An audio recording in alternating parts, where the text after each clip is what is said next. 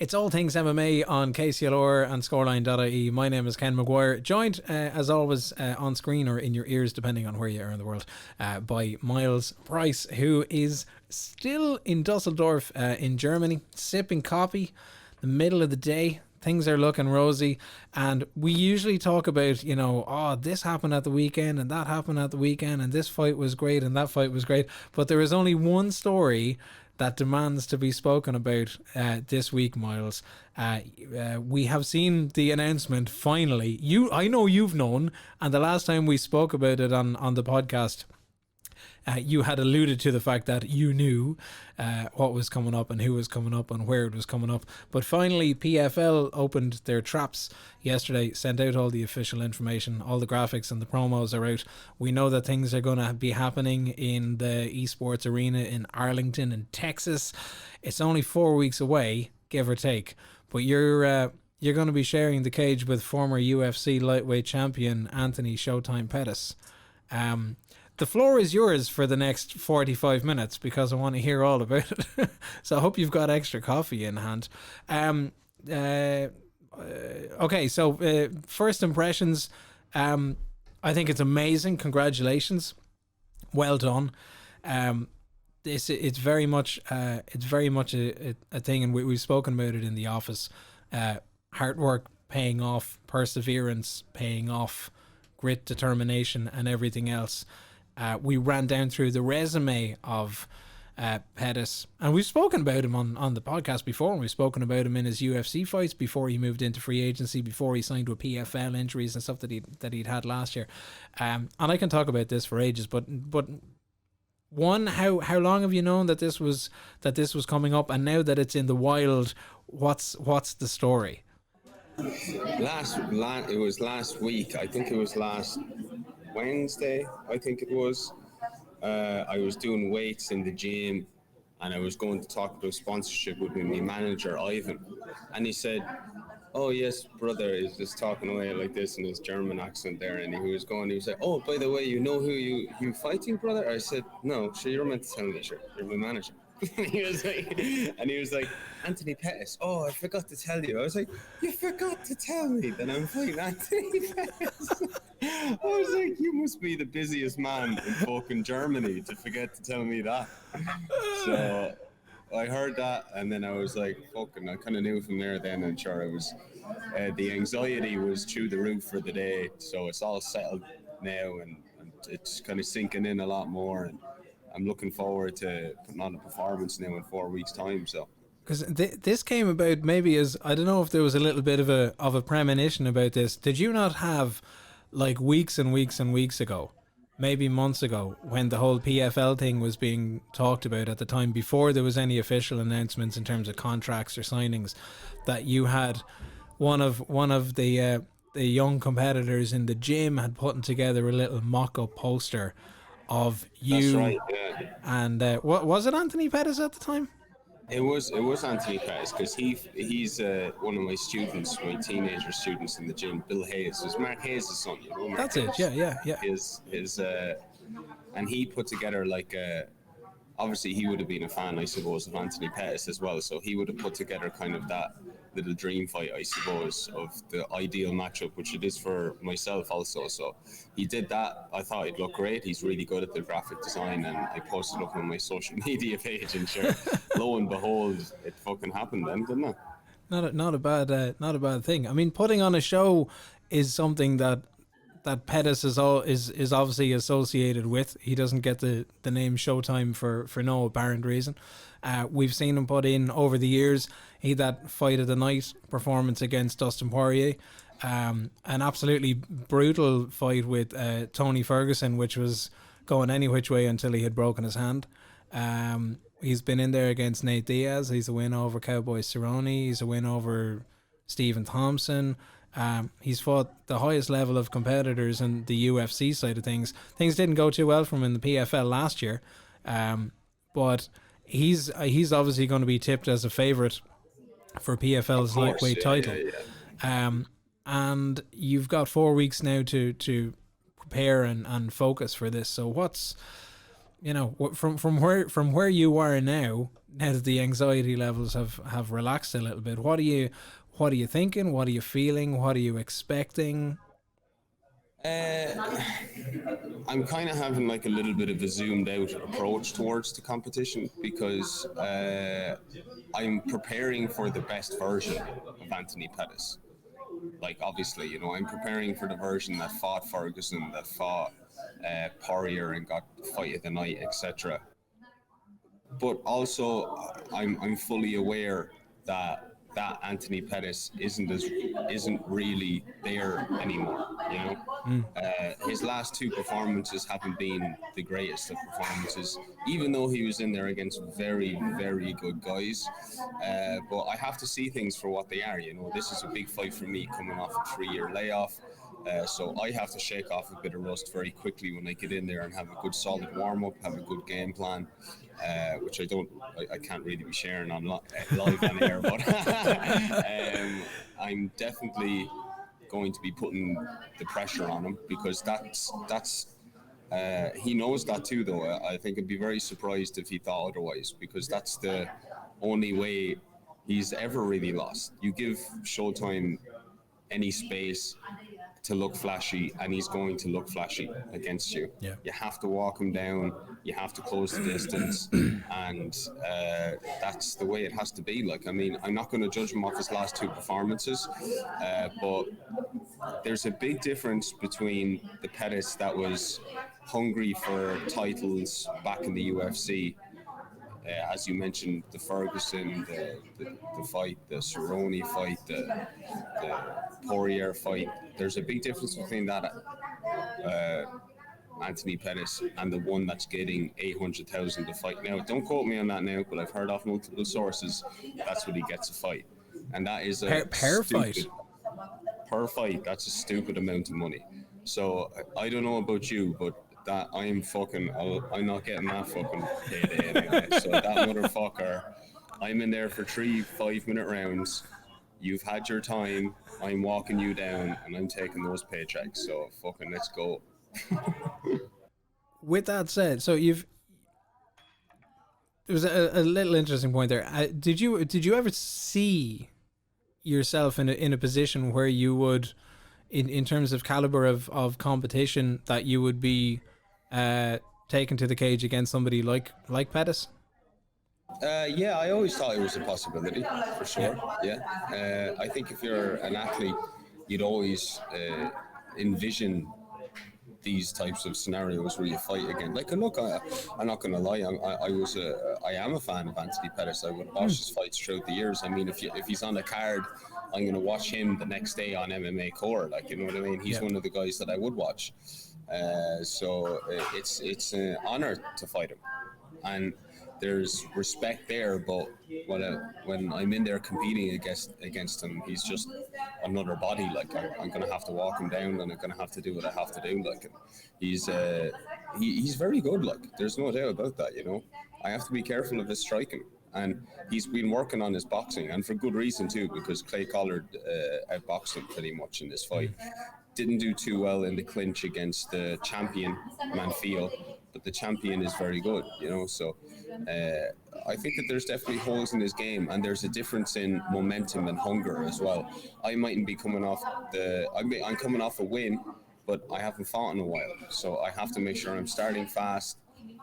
I'm going forward, and we're getting the job done. So I think that definitely I've seen myself competing against this caliber of opponent before, and I'm looking forward to getting in there and showing that I should be there.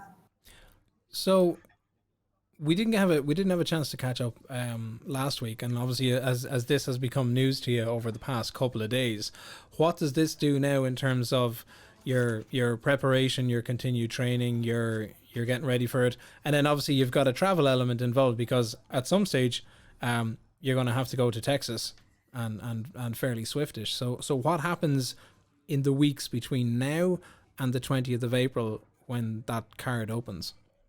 Good question. I have to figure out when I have to figure out when I'm flying out, which hasn't been sorted yet, but I am going to be home in Ireland next week, so I'm flying home on Sunday. Haven't made a decision yet, but I have booked a flight to come back to Dusseldorf the Sunday after for like the remaining weeks, because I like the routine here. As much as I love training at home, I think the big difference is that I can really focus here. There's no distractions, and I'm not doing all this traveling.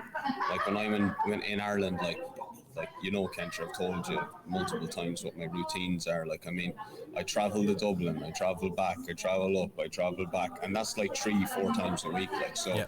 I'm adding 12 hours of driving minimum a week to my training schedule. And you know, at my age, that does take a toll on your body. Like, you know, especially like you're getting out of the car. Like on the way up is fine, but after like 2 hours of training, you're getting out of the car and you're fucking hell. You're in bits. You need another hour of yoga just to get out of the car and going again. You know? So I think I may just come back here and fly straight from here to Texas, I'd say. Okay. And how have things been going for you in Dusseldorf then over the last week? I know kind of week on week we've been touching on, okay, this has happened in the first week, you were kind of finding your feet and settling in, and by kind of week 2 and week 3, by week 3 you had said you had gotten to that point in your training where things were just clicking. There was a nice flow, you'd settle into the rhythm and the routine of everything. We didn't have a chance to speak about it in detail last week, but how have things in general been going for you now that you're obviously getting ready to make the short hop home?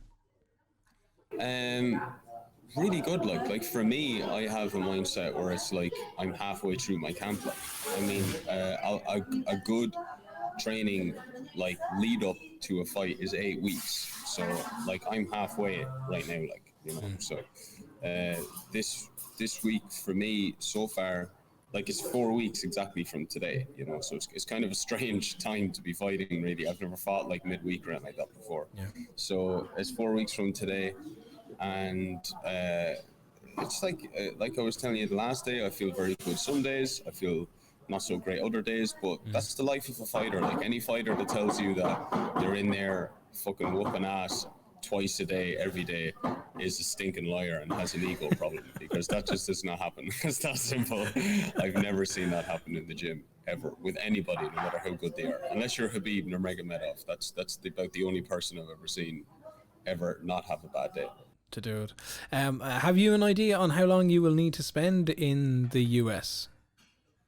Like, is there a media element of this involved as well? It's obviously a big thing to kick off the PFL season with some big names on a very big card.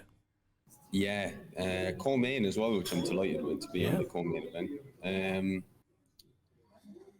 I'd say, you know, I'd have to be out there 10 days beforehand, really, wouldn't I? Like, I couldn't really imagine being out there, like, you know, 5 days before the fight. Like, sure, you're getting over jet lag and you're fucking, you know, sure, if they have me out there 5 days beforehand, I ain't doing interviews and shit. I'm sleeping. What am I doing? You gotta concentrate.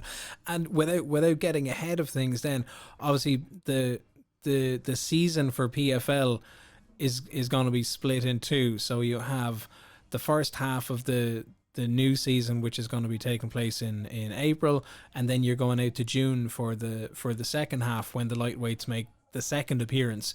And given the structure of it and the league side of things, the assumption is that injury free and everything going according to plan, that you are involved in that fold come June time as well in Atlanta. So what happens then in that window in between? Do you go out and fight in April and the fight is done and dusted and you take a day or so and then you come home? Do you go back to Germany? Do you rinse, repeat, and then go back out again in the summer? I think that's probably the way it's going to be. Yeah, it's probably going to be like that, I would have thought, you know, because I need to get on my high horse pretty quickly after the fight. Like, actually, what's happening, I think, because I was talking to Andy Ryan about this, is that Dean Barry's making his UFC debut that Saturday that I'm fighting.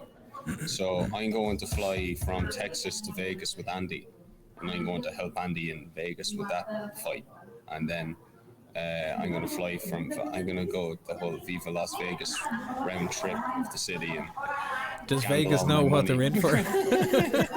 spend all my money on strippers, and then come home. So I wouldn't do that. I've never gambled either. I'm not a gambler, but I'd like to see the place, like, and have the old crack, like, you know. So I'll That's probably fair do enough. that. Fly home, straight to Dusseldorf, and then rinse, repeat, as he said, and go again. Yeah. And go again. What's is there a plan as to what happens beyond that? Do you need to pick up the wins or pick up the points in terms of how the league system works as to what might happen beyond the summer? Again, without getting too far ahead.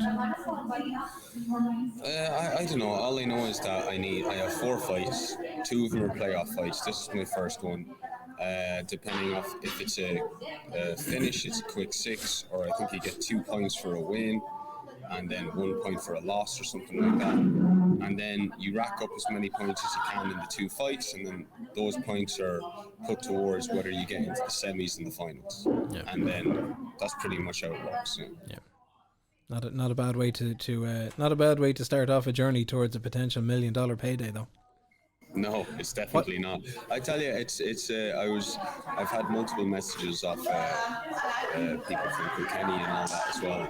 I think I just like to take this time as well to say that I appreciate the support from everybody as well. I appreciate the support from yourself as well, Ken, and everybody from Team Lionel Kilkenny and my martial arts family, and even people I don't even know, you know, that just send messages of support.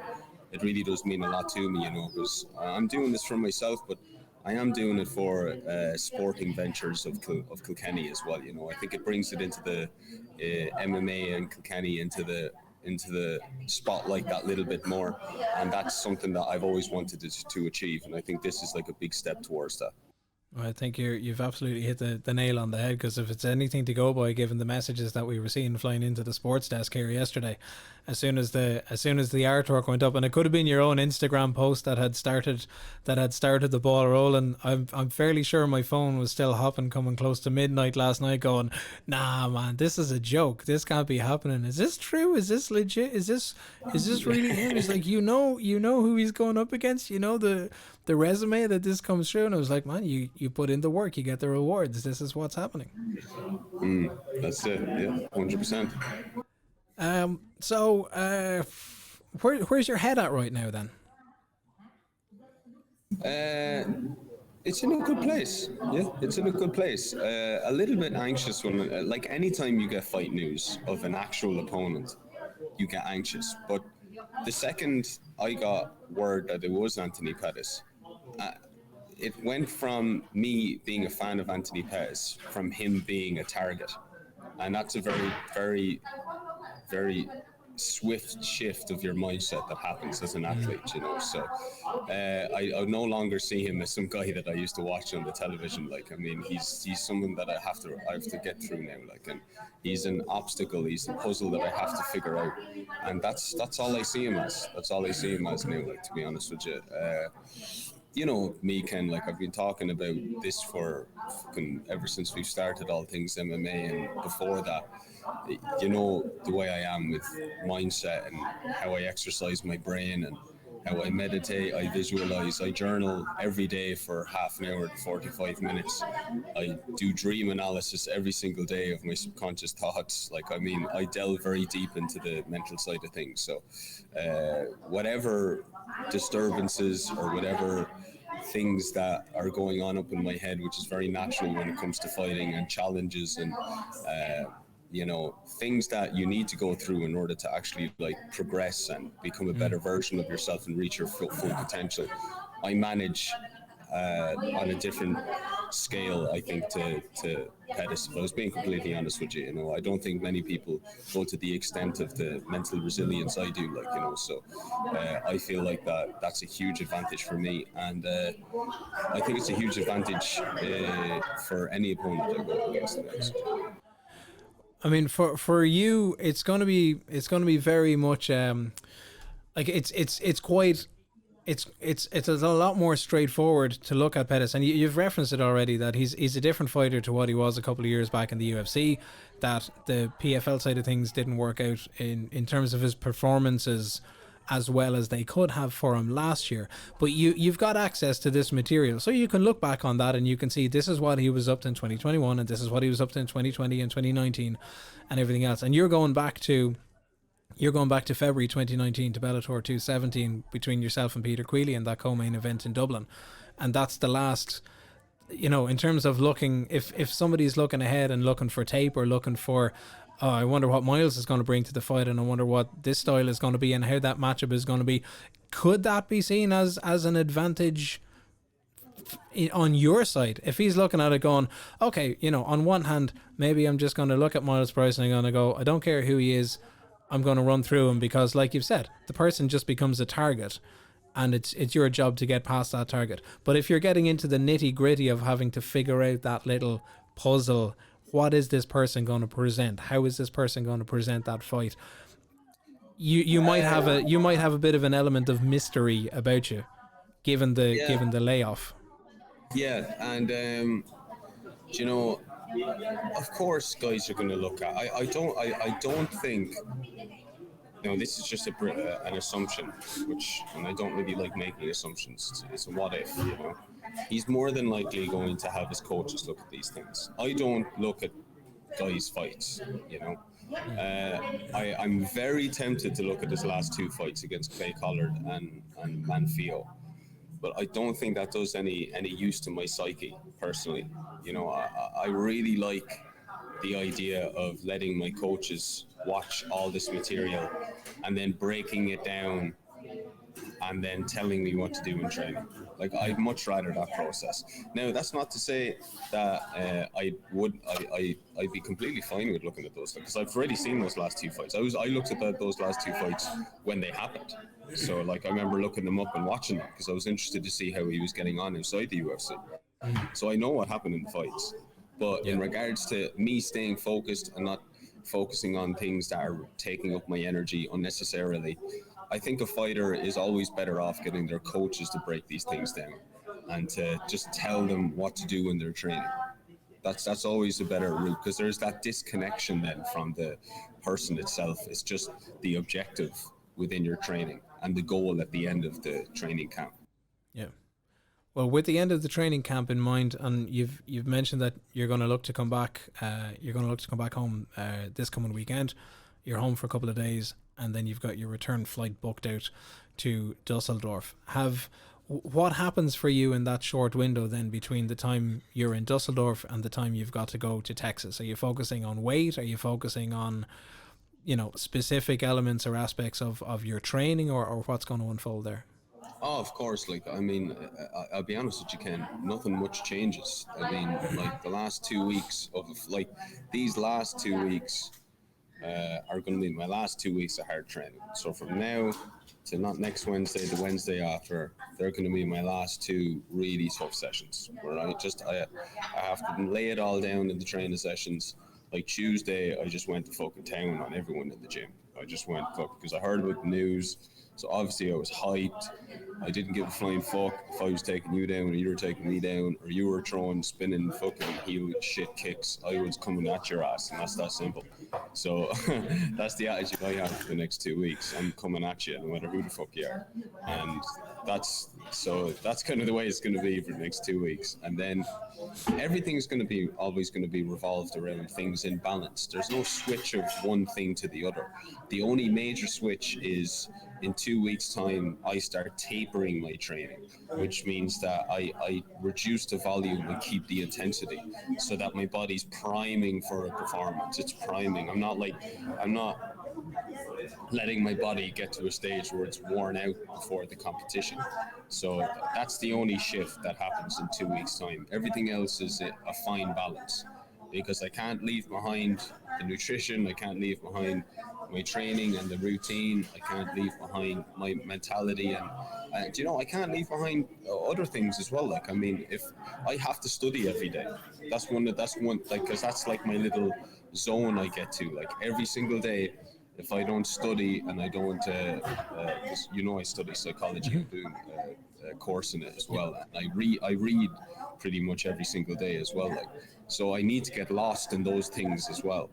to balance my life. If everything's about fighting all the time, even if it's a fight of this magnitude, I'm worn out before the fight even comes. Not physically, but mentally. So you got to have that balanced lifestyle too. You know what I mean? It's like, look, the fight will be over in 4 weeks' time, and the world will forget about it within 2 weeks, and then my life moves on. Yeah. To the next fight. Yeah. So it's like, I need to make sure that there's always that healthy mental balance as well. Because that's the reality of things. Like, really, like, you can't be a fanatic of any part of your life. Everything has to be in sync. Is there any concern about being worn out before fight time? No, no, jeez, no. Anybody that knows me, fucking, me, sure can. Like, I don't let that shit happen. Like, Yeah, to be fair, I kind of knew the answer before you were going to give it anyway. no, it's not. That doesn't happen. I am, in regards to being particular about how I peak. I'm very particular about how I peak. Yeah. Yeah. Well, on that note, and just conscious of the time and where we are, and under the assumption that we're going to get to do this again next week, or hopefully that we'll get to do this again next week, I'm going to park things there, and I'm going to wish you the very best of skill for this now. And I know we'll talk again, but on a local side, it's obviously huge news, particularly for the MMA side of things. Fantastic poster and opportunity for the gym, but an amazing opportunity for yourself. And I'm hopeful that only the very best of things are going to come from this. Thanks very much, Ken. I appreciate that and the support as always. Thank you. On that note, this has been All Things MMA. I've been Ken McGuire. This side has been Miles Price, and we'll do this all again next week. Good luck.